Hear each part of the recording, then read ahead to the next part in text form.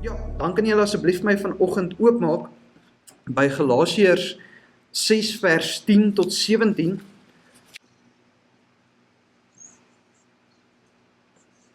Galasiërs 6 vers 10 tot 17. En net voordat ons lees en ook bid, wil ek net die tema met julle deel en ek's baie opgewonde vanoggend oor dit. Dit is die krag van jou getuienis. En net voordat ons lees, kom ons sluit die oë en dan nader ons die Here.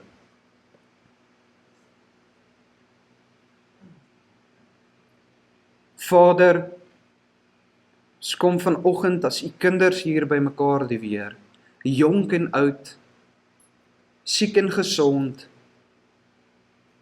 En Vader, ons kom alleenlik hiernatoe om u naam te verheerlik. En Vader, sodoende vra ek vanoggend, mag u Gees ons lei, mag u Gees ons harte voorberei vir u woord, en mag ons deur dit werklik herskep en veranderd word. Mag u woord nie 'n dooie woord wees in ons lewens nie, maar 'n woord wees wat lewe spreek en vernuwing bring en ook vermaaning bring, liewe Heer. En Vader, sodoende vra ek vanoggend waar ons praat oor getuienis.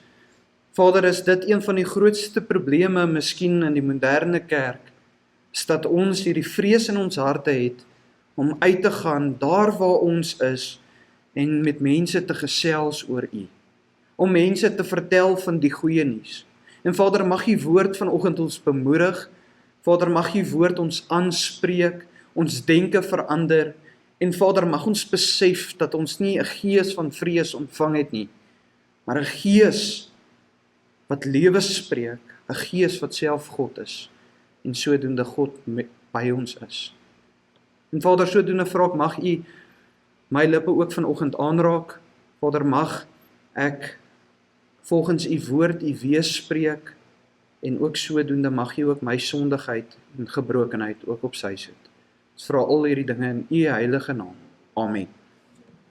So as ons vanoggend lees uit Galasiërs 6 vers 10 tot 17, lees ek weer eens uit die 33 tot die 53 vertaling, en vers 10 sê vir ons: Laat ons dan, terwyl ons geleentheid het, aan almal goed doen, maar die meeste aan die huisgenote van die geloof.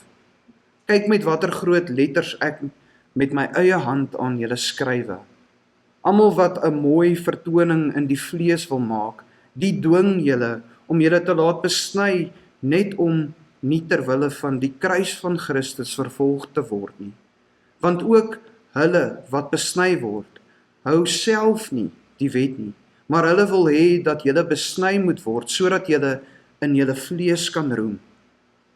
Maar wat my betref, mag ek nooit roem nie, behalwe in die kruis van ons Here Jesus Christus, deur wie die wêreld vir my gekruisig is en ek vir die wêreld.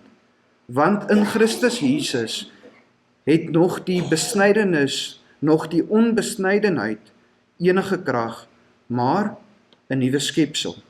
En mag daar vrede en barmhartigheid wees oor almal wat sal wandel volgens hierdie reël en oor die Israel van God. Verder moet niemand my moeite aandoen nie, want ek dra die lettekens van die Here Jesus in my liggaam. Net tot sover, asseblief.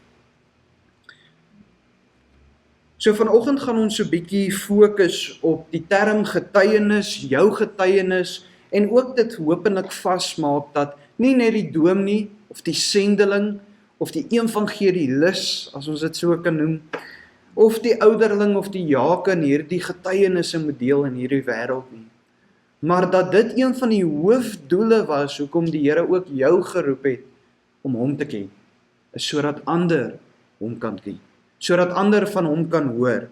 En vanoggend gaan ons na 4 maniere kyk hoe om hierdie ons wandel eintlik en ons getuienis in lyn met mekaar te stel. En die rede hoekom ek dit sê is, het julle al gehoor dat baie keer op die vreemdste plekke hoor jy 'n getuienis? Ek onthou as 'n jong man, voordat ek gered was, het ek baie getuienisse van die Here gehoor by die kroeg. Ek weet nie van julle nie. By 'n braai, as daar bietjie gekuier word. Maar wanneer daai dinge nie betrokke is nie, getuig daai mense nie. En baie keer was die getuienis wat ek gehoor het, werklike, ware getuienis waar die Here gewerk het in daai persoon se lewe, maar die wandel en die situasie en die karakter op daai stadium van daai persoon het daai getuienis afgebreek. Geen volle. Maar soos wat julle weet, dink ek elke een van ons glo in ons harte dat 'n getuienis een van die belangrikste aspekte is van Christendom. Elke een van ons wat hierso sit, het nie net 'n getuienis van die dag toe ons die Here ontmoet het, miskien jare terug nie, maar ook het miskien honderde of duisende getuienisse van hoe God al reeds in ons lewens gewerk het. Daagliks hoe ons sy genade en liefde ervaar. En vanoggend gaan ons net eintlik bietjie gesels oor hoe moet ons hierdie oordra, hoe kan ek hierdie oordra, en hoe kan ons mekaar bemoedig om hierdie getuienisse ook te deel met mekaar. So as ons na die Bybel kyk, glo ek dat elke een van julle weet dat die Bybel deur verskillende skrywers geskryf is, deur verskeie jare, oor 'n paar duisend jaar wat dit neergepen was, maar een ding wat baie prominent is in die Bybel en wat waar is dat die Bybel eintlik klomp boeke of briewe is wat saamgebind is van getuienisse van wat God vir mense gedoen het en ook wat God vir mense gesê het. Ek hoop julle stem saam met my. Dis 'n boek eintlik vol dinge van wat die Here gedoen het en wat mense met hulle eie oë gesien het. En as voorbeeld het ek vanoggend sommer net 'n gedeelte gekies wat maar net so bietjie meer direk oor dit gesels, en dis 1 Johannes 1 vers 2 tot 3 wat sê: En die lewe is geopenbaar en ons het dit gesien en ons getuig en verkondig aan julle die ewige lewe wat by die Vader was en aan ons geopenbaar is. Wat ons gesien en gehoor het, verkondig ons aan julle, sodat julle ook gemeenskap met ons kan hê, en ons gemeenskap is met die Vader en met sy Seun, Jesus Christus. So die apostel Johannes, wat saam met Jesus gewandel het, is nou besig in die paar verse om 'n storie te vertel wat hy met sy eie oë gesien het aan ons as die lesers. Hy het getuig van dit wat Christus gedoen het en ook wat hy van Christus gehoor het. En sodoende verkondig hy tans in hierdie verse in 'n manier die goeie nuus.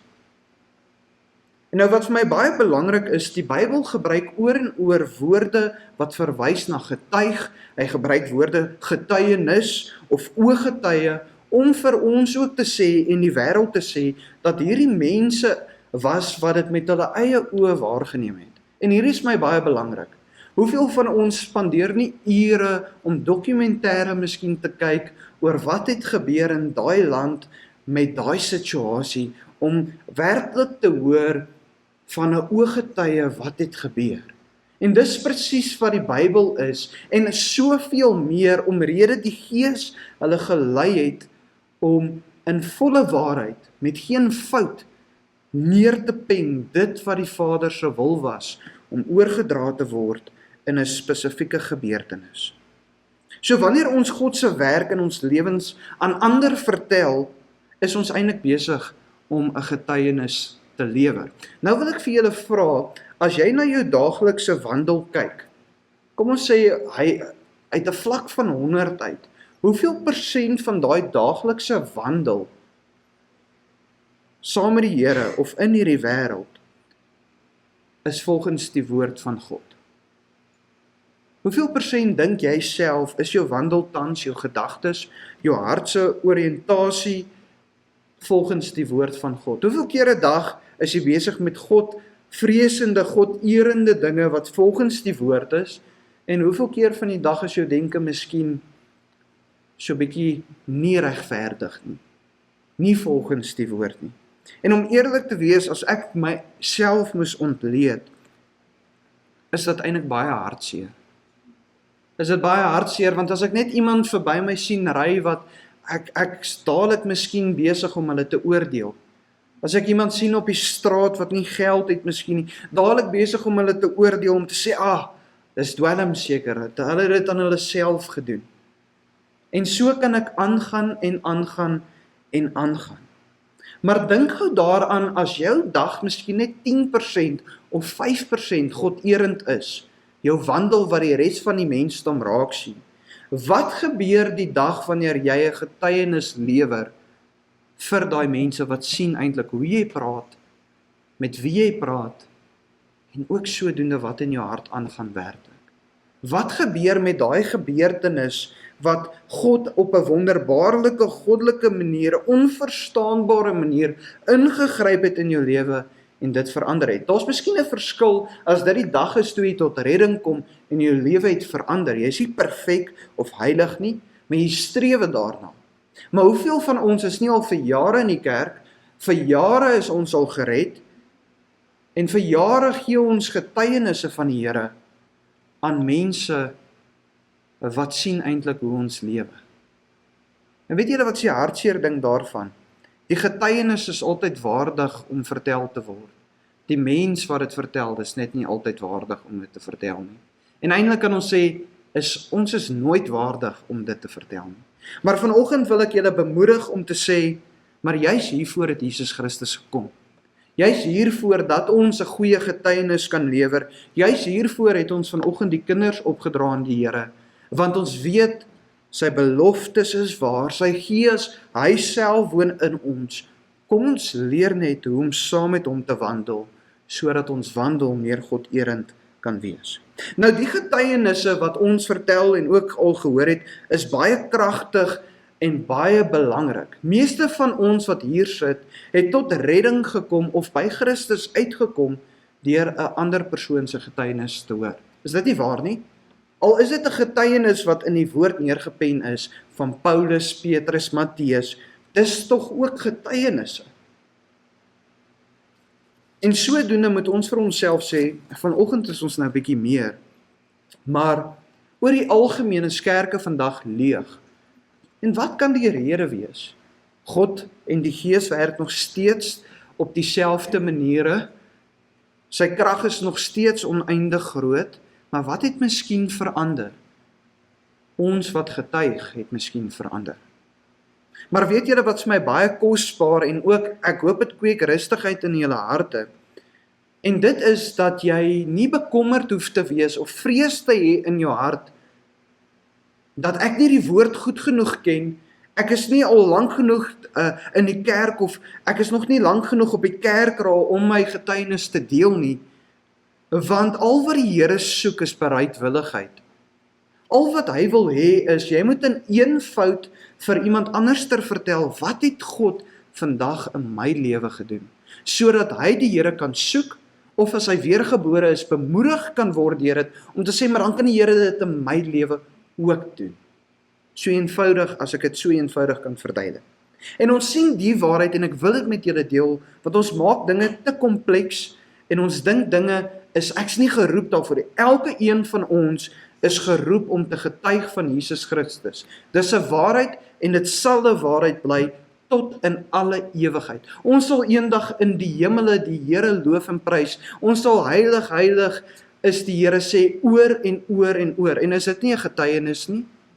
Dit is 'n verheerliking, maar ons getuig van sy heiligheid, eendag tot in alle ewigheid. Maar hoor hoe in eenvoud in die Nuwe Testament, hoe het mense net getuig van wat Christus gedoen het, en hoor die impak wat in party van hierdie verhale gebeur het. Jesus maak die blinde man gesond en genees hom, sodat hy kan sien in Johannes 9 vers 25, en hoor wat sê die blinde man.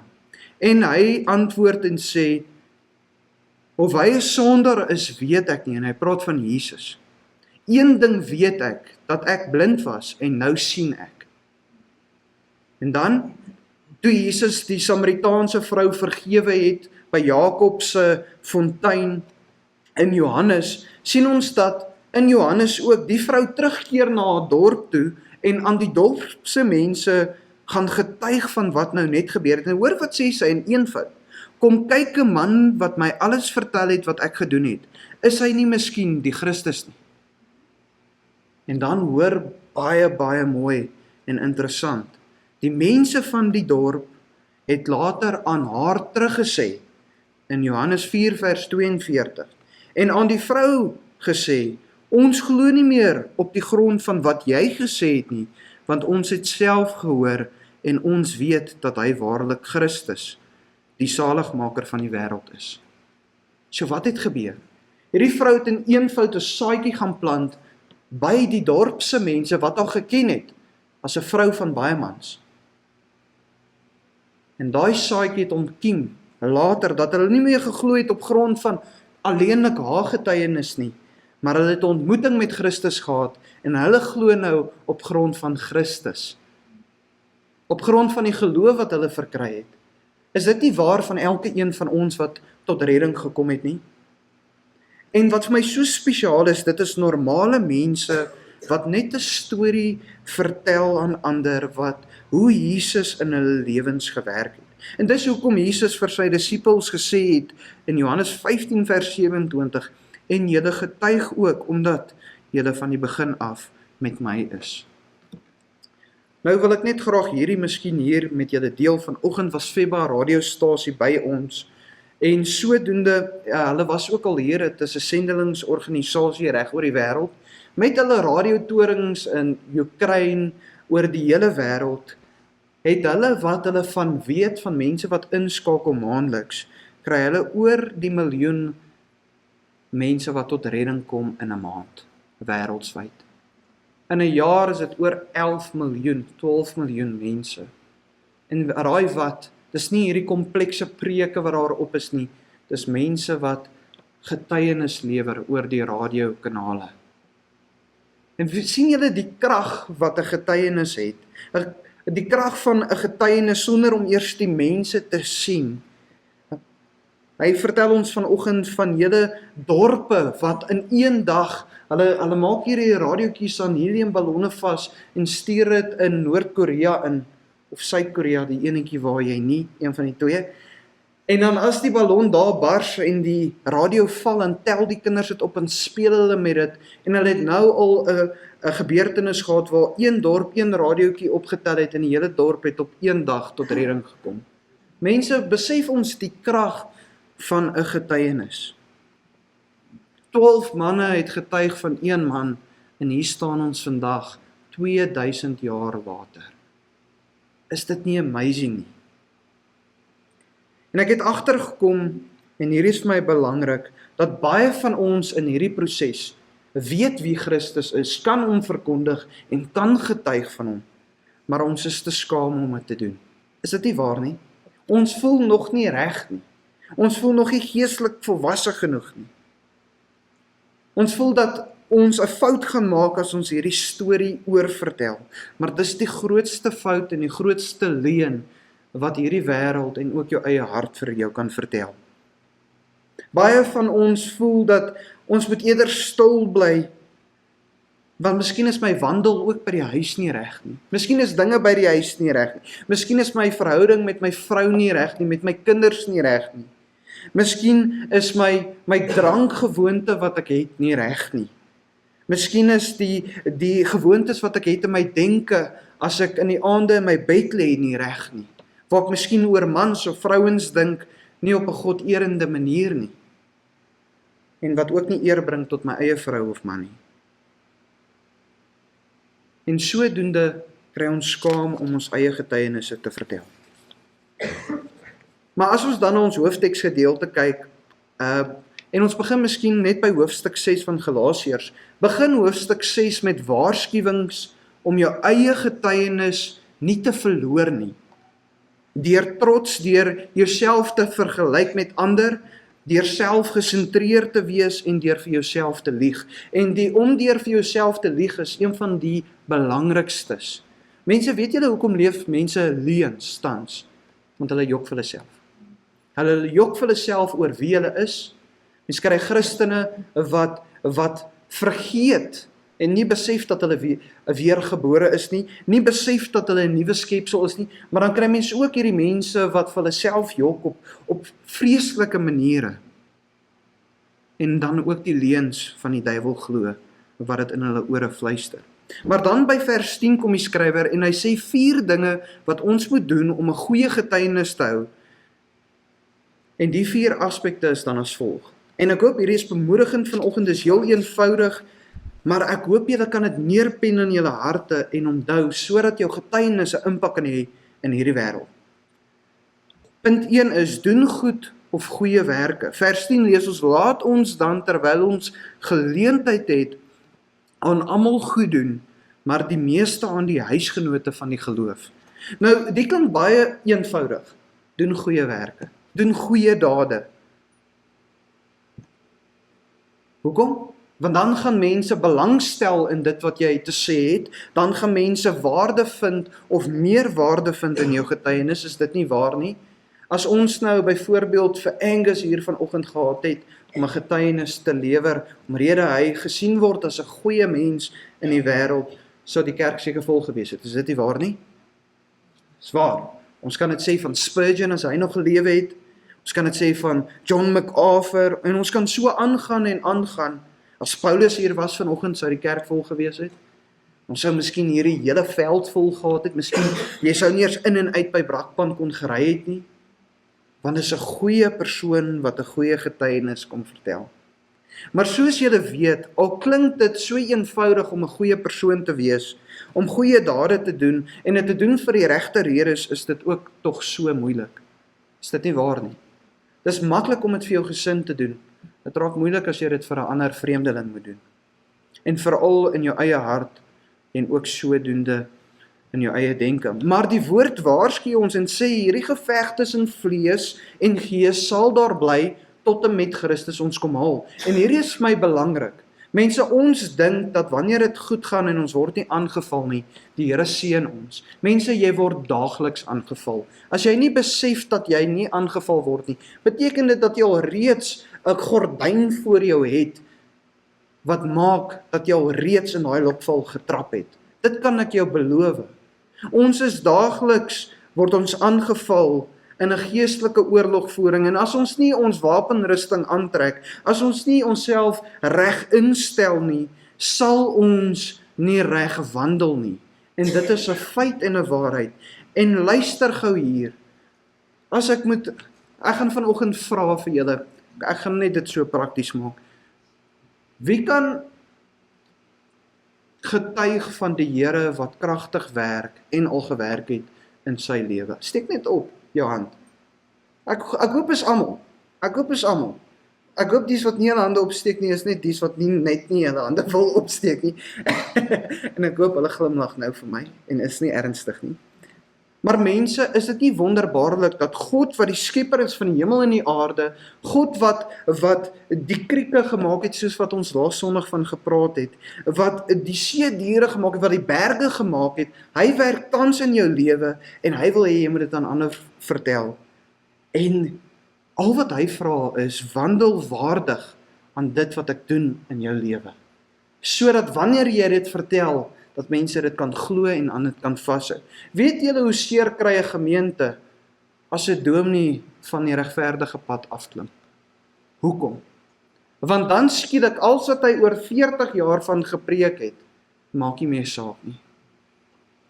Dit gebeur met ouderlinge, met diakens, dit gebeur met 'n pa by die huis, wat val in sy ouerskap, sy kinders dieselfde, sy vrou dieselfde. En mense, dit is wat die mensdom doen. Ons is geprogrammeerd om altyd vas te hou in dit wat sleg is in iemand. Is dit nie waar nie? En altyd daar so 'n hakplekkie, né? Jy het net so 'n hakplekkie in daai persoon. En daai hakplekkie hak altyd. En later is dit, ek wil nie eers met hom gesels nie. Maar hoor wat sê vers 12. Dit sê, almal wat 'n mooi vertoning in die vlees wil maak, die dwing julle om julle te laat besny, net om nie ter wille van die kruis van Christus vervolg te word nie. Nou die vers sê dat mense wegbly van goeie dade en dit wat reg is, omrede hulle vrees het vir dit wat kan en gaan miskien gebeur. Hulle het vrees vir hierdie vervolging wat gaan plaasvind, as hulle opstaan en die regte ding sê, en die regte ding doen. Mense, by hoeveel familiekeiers was jy nie oor hierdie Kerstydperk, wat dinge nie reg was nie, maar jy het stil gebly, want jy was bang om iets te sê, want as jy dit sê, is jy bang, hulle gaan nie van jou hou nie, en nie weer jou nooi nie. En mense, nou sê ek nie, jy moet dinge sê in 'n hoogmoedige vorm nie, dinge sê in die grootste liefde van Jesus Christus, sodat daai geliefde kan verander, Mense, kom ek vra vir jou by jou werksplek. Hoeveel dinge gaan daar nie goed nie? Hoeveel keer staan jy op? Sê ook, mense, ons moet vir Christus vind in hierdie werksplek. Ons moet verander. Is dit nie 'n getuienis wat ook moet gebeur daar nie? En nou kan jy sê, maar ek's bang ek verloor my werk. En ja, dit is reg, ons is bang ons verloor ons werke. In 'n wêreld van vandag word daar duisende Christene vervolg tot die dood toe. Nee, jy gaan nie vervolg word tot die dood toe nie. Ek beloof jou dit nie in Suid-Afrika nie. Mense gaan miskien nie van jou hou nie, maar weet jy wat, daar gaan 'n saadjie geplant word. Weet julle wat is ek het dit al oor en oor, en dis hoekom julle sal sien, ek's baie bang vir die kinders in die kerk. Maar weet julle wat, as 'n kind jou aanspreek, hy steek hier in en jy weet is waar. As jy nou besig is met hoogmoedigheid, of jy dink te veel van jouself, of van die pad afgeklim het en 'n kind spreek jou aan, mense, jy weet, en jy moet verander, en jy wil sommer huil, jy wil nie eers vir daai kind in die oë kyk nie. En mense, dit is wat gebeur met die wêreld wanneer ons hulle aanspreek. Hulle voel dit ook, en dis hoekom hulle rebelleer dan teen jou, maar die saad word geplant. Is dit nie wat Jesus vir die Samaritaanse vrou gesê het nie? Gaan dan heen, maar verander. Moenie weer terugkeer na jou eie lewe nie. Hy het al sondigheid aangespreek by Jakob se fontein.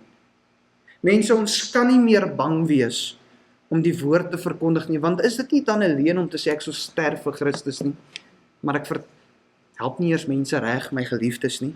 En dit bring ons by die tweede punt, ons moet gefokus bly op die kruis. Vers 14 sê, maar wat my betref, mag ek nooit droom nie, behalwe in die kruis van ons Here Jesus Christus, deur wie die wêreld vir my gekruisig is, en ek vir die wêreld.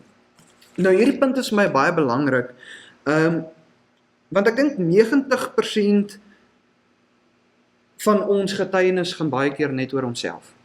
Is dit nie waar nie? Heel op die einde dan sê, en toe vind ek vir Christus en toe is ek gered. Het julle dit al agtergekom? En weet julle wat is die skokkende ding vir my? En dis hoekom ek's nie sommer 'n voorloper van om gassprekers te kry om net getuienisse te deel nie. Want hoekom kom die mense? Kom die mense om die getuienis te hoor van Pieter en Johan, of kom hulle om te hoor wat het Christus in hulle lewens gedoen?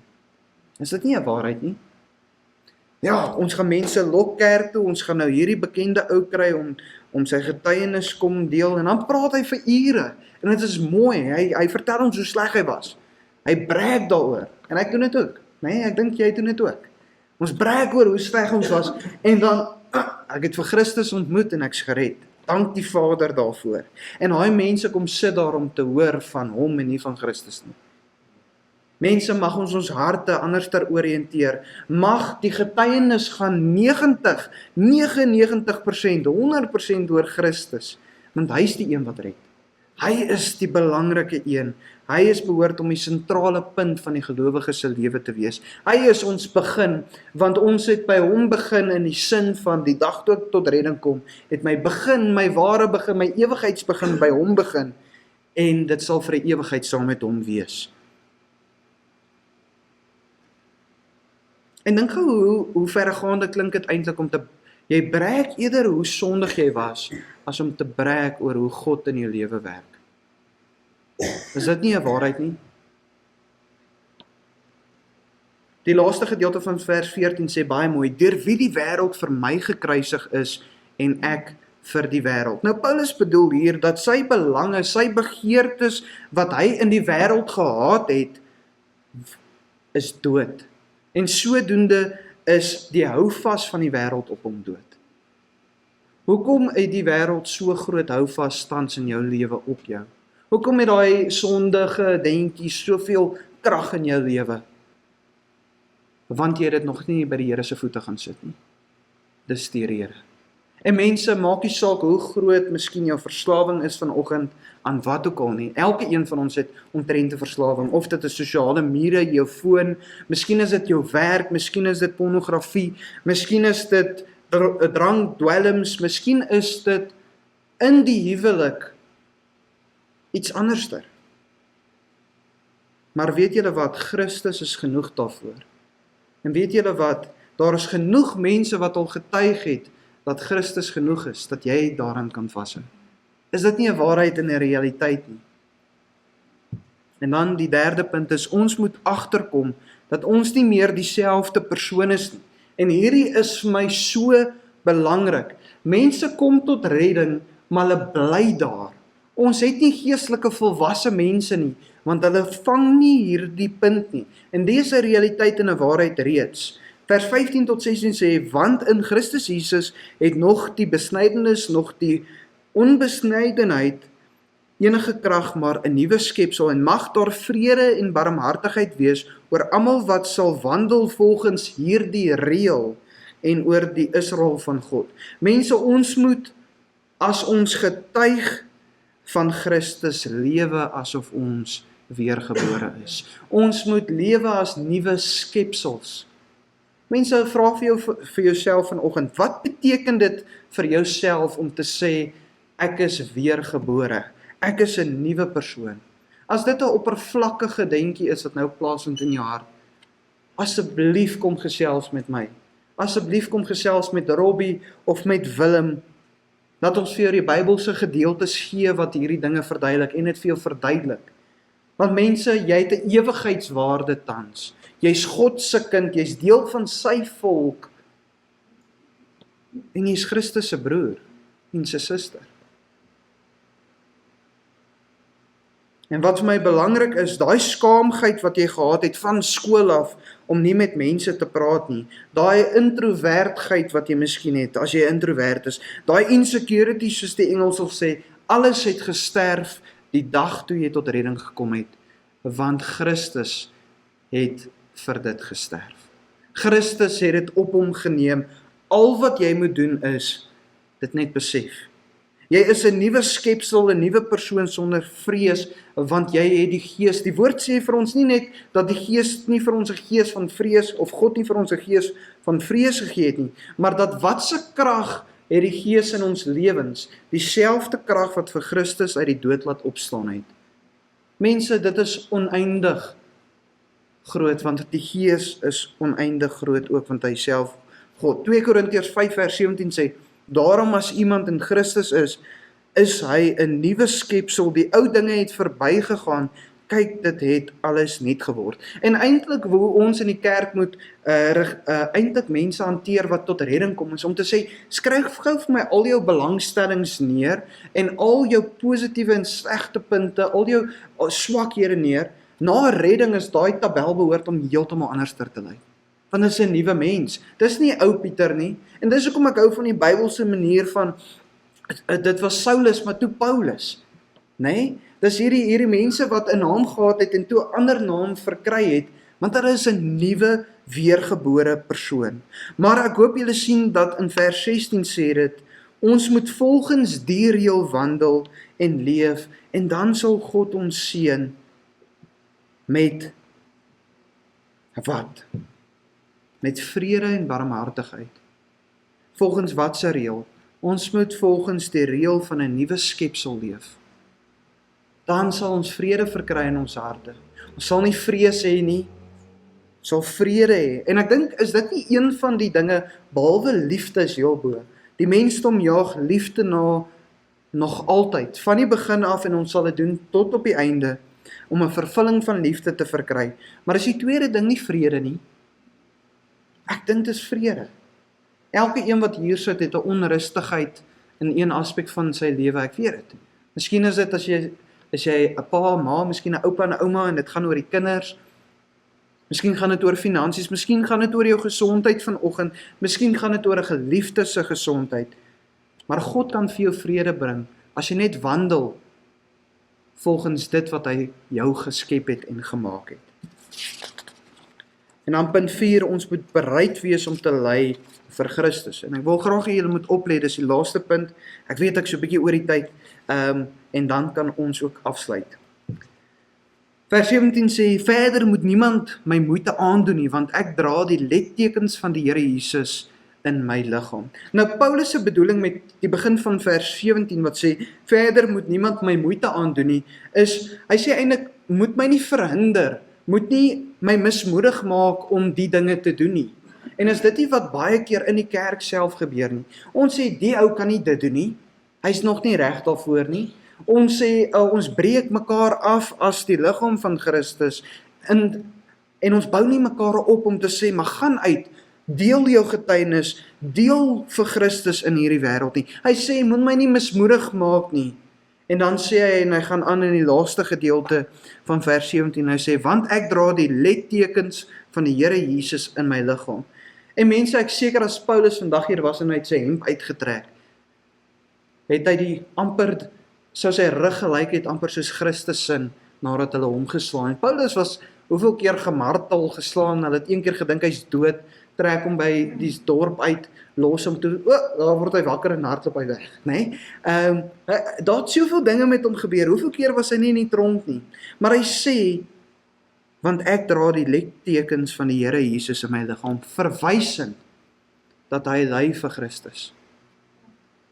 Hy maak 'n opoffering vir Christus, en my vraag waarmee ek wil afsluit, terwille van jou getuienis vanoggend, terwille van jy wat daar sit en sê, ek is miskien nie slim genoeg nie, my lewe lyk tans nie reg nie, dink ek dis die rede hoekom dit nie reg lyk nie, want wat offer jy tans op vir Christus? En mense, as jy nie in jou hart kan sê, ek sal alles opoffer vir hom nie, is jy nie op die regte plek nie. Hoekom is dit so moeilik om te sê, ek sal tot my man en my kinders opoffer? Weet julle hoekom? Want ons verstaan nie vir Christus nie. Deur hom te aanvaar en hom te volg, sal jy soveel meer verkry, by ewigheid. Jou gesin sal veiliger wees in die woord, saam met jou, as wat hulle buite die woord sal wees. Dis 'n belofte van die woord. Mag ons begin ly vir Christus in hierdie aspekte. Ly al is jy skaam.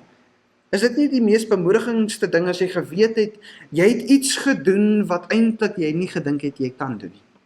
As jy 'n marathon gaan hardloop en jy het nie geoefen nie, jy maak hom klaar, nee? Oom Rolf sal vir jou sê, dis nie 'n goeie idee nie, jy gaan krampe kry, en miskien dit nie klaar maak, jou vrou gaan jou moet kom haal, en jy gaan huil soos 'n babatjie, nee?